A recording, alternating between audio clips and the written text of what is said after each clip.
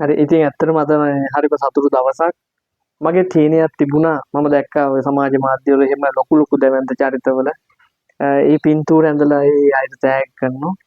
ඉතින් මගේ යම්කිසි හීනයක් තිබුණා. නමුත් මම මේක එච්චර ෆලෝ කරේ නැහැ. ඒ හීනේ නමුත් මගේ පන්තියක දරුවෙක් මම හිතා ගන්න බෑ.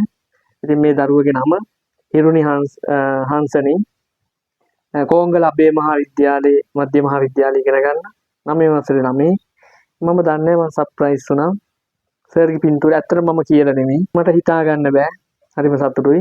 ඒ කියන්නේ මේ වගේ දරුවෝ මේ ගම් ඇතුලේ ගොඩක් හැංගිලා ඉන්නවා.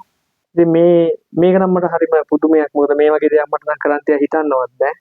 ඉතින් මේ වගේ දරුවෝ ලෝකෙට යන්න ඕන. ඉතින් ඔබලටත් පුළුවන් මේ වගේ දරුවන්ගෙන් ප්‍රයෝජනයක් ගන්න.